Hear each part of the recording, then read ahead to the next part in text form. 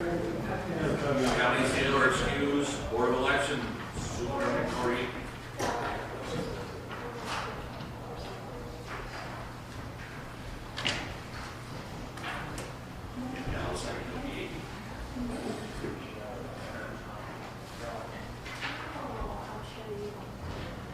Good morning. Good morning. We don't have a formal report today, but we did want to let you know about a couple of things. One is we should have our annual report to you shortly. We're also, like every other board of elections in the state, talking about how we're going to implement the new voting reforms that the state legislature has approved and is in the process of approving. You'll be hearing more about our plan for that, I think, shortly. But you want to add anything? We're waiting for more information to come out of the state board of elections about what early voting is going to look like, specifically what our requirements will be. We've already reached out to Sheriff Reynolds to ask for assistance, thinking that maybe the public safety building might be a location for early voting for those 9 days leading up to the election, where we have to have voting machine poll books available in a spot that's convenient for people to go to and vote. It was suggested at our organizational meeting, and we're hoping that works out. The other thing is, it was encouraging for us to see the New York State Association of Counties supporting a request for funding for some of the new reforms. And so we look forward to hearing more about that. I know there's a public hearing today in Albany on the budget for local government, and some of our folks are going to be testifying. Mr. Gillis? Is that, I mean, do the county get to set the hours for that, or is that 6 to 9? No, the hours are set, I think, in the statute, and some flexibility, but we have to have some weekend hours, so that impacts the location of where we can do our one early voting site. We also, and nights. And one of the other things we realized, originally when we talked about the early voting, we thought, oh, we'll just put a machine at the Board of Elections and that'll be that. Except that we've recognized that the space isn't adequate to deal with the machine or inspectors, because our folks are going to be busy getting ready for the general election. So that creates a whole other set of questions that we're trying to resolve at this point. And we're also gearing up for the petition season. The designated petition season starts on February 26th and runs through the month of March. So that's very different than what we've done in the past, but that was part of the changes that happened. One of the things, the bills that will be considered this week by the Senate, gotten through the Assembly, is a bill to reduce the number of signatures for this one petition season, although we don't know for sure that's going to happen. So we posted the existing signature requirements on our website, along with a list of all of the offices in the county that are going to be up this year, for around 100. Any questions? Mr. Jackson? My biggest concern is that I've talked to a whole bunch of people trying to get them to run for office. The general public doesn't seem to have a very good idea that the petition season has moved up. Just we're 15 days away from starting collecting, and it's over before people realize it started. A lot of people who might be interested in running are going to miss the boat and have to try to run as a write-in or something. I'm just very concerned about getting the word out that you have to carry petitions early. You can't wait to June and July and think you're going to get on the ballot, because that ship will sail. There have been a number of news stories about it. Yeah. I recognize not everybody reads the news. There's been news stories. We're also posting it on our website, on our Facebook page. You propose doing a letter to each of the town clerks, letting them know that, and that they can post the petition filing periods in the town offices. Will we reach everyone? We'll certainly try. After the designating petition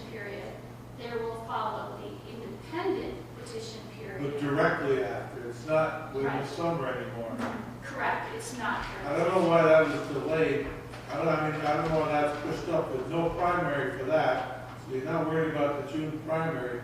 I don't understand why they didn't leave that alone, so at least one of the two options would be there at a normal time period. We have a new law. We have a new law, and we'll do our best to make sure that it's done well and that people have the information they need.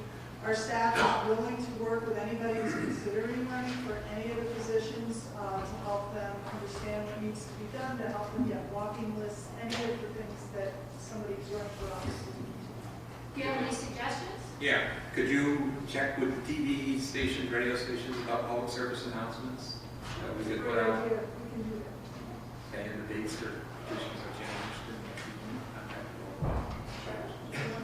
Mr. Scott, Now, are they, seems like I read somewhere, but are they gonna adjust the number of signatures required for the designating petition? We weren't listening, quite It- I want to be honest. We'll take a whole thing, we'll just start there. There's a bill Yeah. right now in the Assembly, it's passed by the Assembly, it's in the Senate, companion bills in the Senate right now, to reduce the number of signatures needed on designated petitions by 25% for this one election period only, just Right. leading up to the June primary for this year. Mr. Jackson. I guess it'd be overly expensive to send a bulk mailing to everybody, or after we put posters up at various assorted places to urge people to be aware that if you're gonna run, you gotta run now. I don't think posters would be horribly expensive if you put 3 or 4, maybe 60 for 80 for the whole county in different places. I don't know whether it would help or not. Just everyone I talked to about it is, oh, well, we didn't know that, so. It's It doesn't seem like the word's getting out. No, I know, it is frustrating. We do occasionally have positions that are on the ballot that no one is running for. And there's always the opportunity for a write-in candidacy at that point. No one submitted a petition for a position at all. We'll have a lot this year. If you have ideas, we'd love to hear them for how you feel in your particular town. It might be the best way to get the word out. And flyers are not a bad idea, so we certainly could put something together.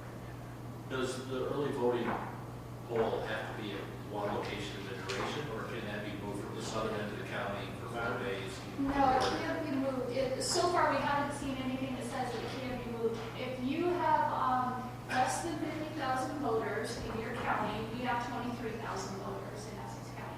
If you have less than 50,000 voters, you can have one location. And that location has to be open for 9 days leading up to the election, but not the day before the election. So this year it would be October 26th through November 3rd. We have to have voting machines, and our voting machines can only handle 26 election districts, and we have 42 election districts, so we're gonna have 2 machines plus inspectors at a location for 9 days straight, Saturdays and Sundays for a minimum of 5 hours, and at least 2 nights during that 9-day period, open until 8 p.m. for voters. We'll have to have election inspectors there as well, and poll books for all 42 election districts. Then we'll take those poll books and send them out to the polling places the day before the elections, so that the inspectors at the poll site on election day know who will vote at the location where we held early voting. So it's going to be a lot of work, and we have nothing in our budget to spare for And one of the bills that hasn't been passed yet is concerning electronic poll books. Everybody's trying to get a handle on what the costs are statewide for making that transition. We know individual electronic poll books can run anywhere from $1,000 to $3,000 a piece. And we don't have reliable Wi-Fi in all of our polling locations, so what's good is an electronic poll book to check off who's come to vote if you don't have a Wi-Fi signal. Mr. Scott, a follow-up. In Mariah, I'm assuming that we're changing the polling site, as you're aware, for District 4, District 3, District 1. It will be centralized voting. So when will those letters go? I'm going to announce it Thursday night at our board meeting. when will those letters go out to, I know they've already gone out to the people that rent the current sites. As far as the poll sites, we have to make our designations by March 15th. As far as cards to the voters, those will be going out at another date, and I don't have that committed to memory, but we certainly can send you all the new political calendar. I just want to give you a heads up that, we're going to announce this on Thursday evening at a That's board okay. meeting. Well, I don't know how great it is, but, it has to be done, so it's. People won't get their postcards for a couple of months. It will be leading up to the June 26th primary that they'll get postcards. I just want to add that for people in the town that are going to come to the early voting, it'll be 110, 150 mile round trip. We know that, and we're concerned about that, but we're trying to figure out, when we were thinking about locations, originally we thought the Board of Elections would be the place to do it, but we physically don't have the space to be able to accommodate that, because everything's got to be locked up at the end of the day, and we have to have people to manage them. We can't move the voting machine out every night, bring it back to the Board of Elections, return it every morning in all the poll books. So we need a spot that's always going to be secure, that can also be open in the evening. So you think about school districts, you think about town offices. Can't do that, they close at 5 p.m., they might not be secure overnight. So we also don't want to rent space because we don't have any money to rent a space with, so we're trying to utilize county buildings. And We're open to suggestions for other locations if there's something more centrally located. But it's going to be, for all the reasons that Allison just mentioned, it's going to be a challenge to find something that meets the needs of our future. Okay, anything else? Okay, thank you. One more, Oh, Mr. Scottafato. we've already talked about this, just I want to Absentee voting. I mean, is it supposed to be a lot easier now to, like if you live in Minerva, you just, no? Did you already talk about this? No, absentee voting is a whole other bill, and that's got to pass and go through the legislature a couple of times, in 2 sessions. It's got to go on the ballot for the voters to deal with. So it'll be a while before those changes happen. 2021 perhaps for no excuse absentee voting, just I don't want to go to the poll site, so please send me the ballot now. In early voting, obviously, you can't use town halls. No. All right, anything else? All right, thank you. Thank you. Let's get back to the Veterans Office. Mr. American. No report this month. All right, District Attorney. Excuse, Emergency Services, done. What can you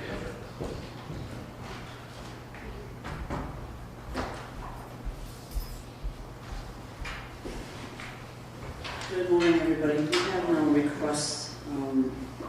I did hand out our report for the month, and I'll entertain any questions on that. With Mike moving to the Sheriff's Department, we had a glitch with the software program on one of the staff's computers, so that's why I was hand delivered today. The other thing I just want to mention briefly is I did hand you out on this morning's weather for the storm coming along. It's just a snowstorm, and not Homewood. And the other big thing is it's going to be pretty windy, up to 50 miles an hour. So we'll position ourselves to be ready for that at the office. And then the other short thing I just want to mention is we're working very closely with the Ice Jam folks.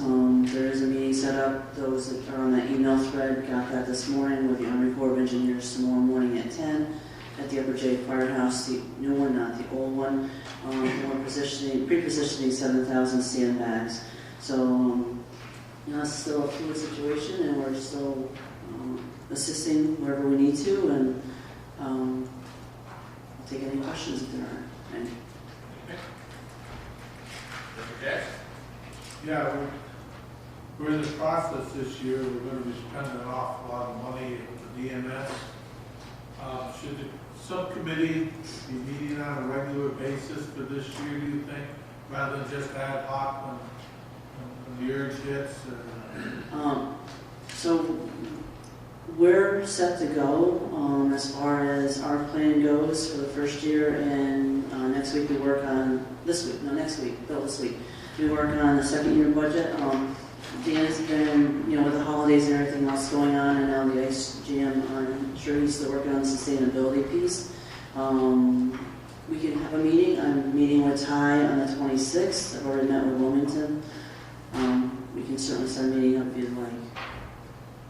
There will be a presentation once Dan figures this all out to you guys again, so you know exactly what the plan is, so it's pretty clear.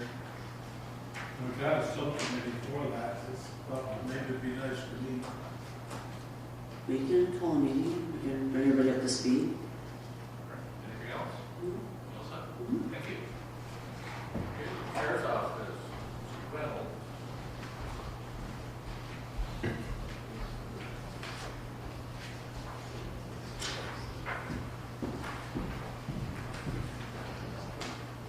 So this is my first attempt at a report. It's kind of some stuff I threw together. If you're looking for other things, just ask me. I'll try to put it in there. One thing I would like to point out is the projected revenue. So with the government shutdown, the federal inmates have not been being moved. So our revenue is a little bit below what we expected. Hopefully it'll rebound. If not, we play the government. Mr. Monty. Dave, I just gotta say, in my 3+ years, this is great. This is not violating any confidentiality issues, but it gives us a better feel on what's going on down there, and I want to thank you for that. Good job. I just have a question. How are you doing on the resource officer reach out to the schools?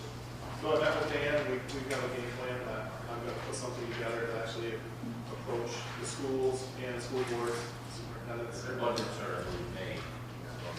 Really something Or that I sent to them prior to, and they can get on board with that. Thank you. Anybody else?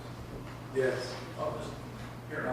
I had requested an intervention from the Sheriff's Department.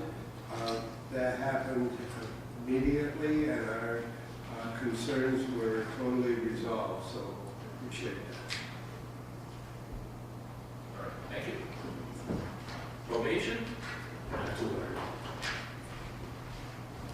Wasn't too hard.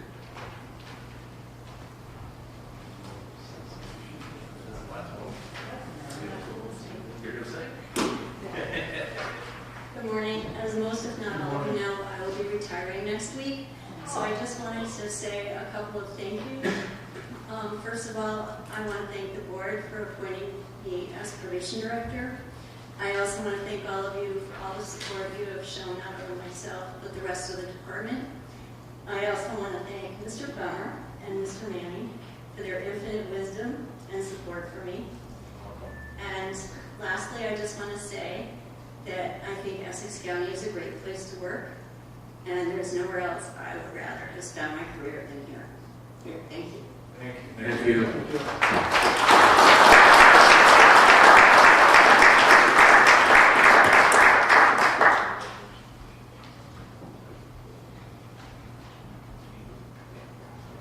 I'd move a resolution of appreciation.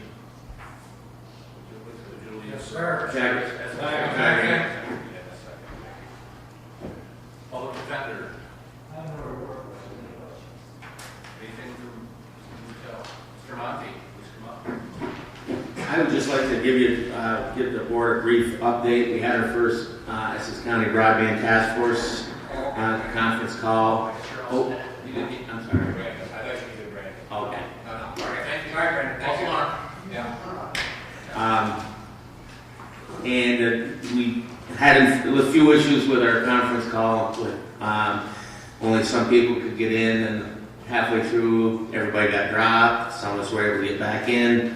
But we had some good discussion early on. I'll be sending out the minutes of our meeting, and I'll send it out to all the supervisors as well. Our biggest concern coming out of it is mapping what we have and what we don't have. So what we're hoping is to ask each town in Essex County to put something on your website with asking the question, do you have broadband? And if so, what is it? Is it satellite or hardwire? Kind of like a survey type of question. Town of Lewis is going to generate a survey to send out to the constituents within Lewis to ask them the same question to help us try to figure out what we don't have. I think that's key. Dave Wolf informed us that phase 1 and 2 are complete, so therefore there should be mapping. So we're going to request the broadband office give us some of the mapping of the areas that were complete. Dave's also working with Franklin County on this as well, and he's going to give me a call next week, and him and I are going to sit down and discuss what Franklin County has done. I think that's the best way we can figure out for our communities what we do and don't have. Also, on March 16th, anybody that wants to travel with me to Johnsburg at 6 o'clock, they're having the providers in Johnsburg, just the providers. They're going to invite the broadband office, but it's not going to be the Jeff Nordhaus show. It's going to be for the providers themselves, to tell them what they're doing for Johnsburg and give them an estimate on when the build out's going to start and the estimated completion date. And in our discussion, we thought that might not be a bad idea for towns in Essex County, but maybe we want to do it so instead of them having to come up 18 times, block up our communities, and maybe having 3 communities at a time, and the providers within your communities that are providing this service come up and tell you what they've done, what they intend to do, and when it's going to be completed. That was basically what came out of our meeting. We're going to, again, have another conference call on March 8th. Have any questions or anything you want us to discuss, by all means, please send me an email. Thank you. Mr. Jackson? Yeah, that fellow that came last year promised to get us maps where we are. What happened to that? Yeah, that's what Dave's working on now. They're finishing it up with Franklin County, and then he has a connection within the broadband office, and we'll just, I don't know what it is, but he says he can help us with that. Well, in the near future, we should be able to get that also. Like anything else dealing with the state of New York, I would say I hope so. Mr. Gillen? Yeah, I just wanted to give a little bit more of an update on the ice jam. Most supervisors were not involved in all of this. In the leading up to trying to figure out what we were going to do about this 1.3 mile ice jam in the town of Jay, cutting through Upper Jay, we put together basically a task force with State Office of Emergency Management, DOT, DEC, the Town of Jay, Upper Jay Fire Departments, our DPW, our emergency services, and Congresswoman Stefanik's office to put basically all the and the governor's office, put basically all what resources we could put to and expertly put toward this. I want to give a shout out to Congresswoman Stefanik's office. They got to put the pressure on to provide the Corps of Engineers expertise. Started with a teleconference with their ICE experts, with our DPW to give us basically where and the best way to attack this problem, and the safest approach to it, which we did. Got long arm excavators and stuff. Dan Palmer and I put out, and we started cracking the ice, or the DPW started cracking the ice out there. DOT came in with their long arm excavator and started cracking the ice from the downstream side all the way up to the bridge, which released a lot of pressure on that ice jam, which will hopefully continue to alleviate the pressure and hold off until the whole thing melts away. We had another meeting this last week, and also again through Congressman Stefanik's office, we've got the Corps of Engineers who are going to be here tomorrow, as we've mentioned, Upper J, probably a couple of the best ice people in the country coming down to take a look at this and at least give recommendations that we're on the right track. This is obviously something there that nature is bigger than what man can fix, but I think that everybody involved has done a tremendous job of putting together basically an interagency task force, and expeditiously went toward the problem in a very intelligent way, and not just throwing stuff at a problem, but trying to figure out the best way to do it. Thank you. Mr. Preston. Yes, I'm very happy that I was invited to sit in on these meetings. I realize the town of Jay, but those are my friends. And I will say, Saturday, I was at what's called the ADK Cafe in the hamlet of Upper J. I had 9 people come up and want to thank the county for the help they were giving them, because initially they felt like they were just being abandoned. Well, they didn't feel it anymore, and they were very thankful to the county DPW for making a very big attempt to save their community. It was a good feeling when that many people come up and want to pass on thanks. Thank you. Anything else? Anything else for the public safety committee? Oh, Mr. Harrington. Oh, yes, I'm not a professional like this, but I do believe that we're going to have circumstances whereby there may be a higher potential for avalanches, in as much as we have a very high crust now, and we have different densities of snows coming in, and that's what leads to that type of a situation. So it's, people should be aware of that. Anything else?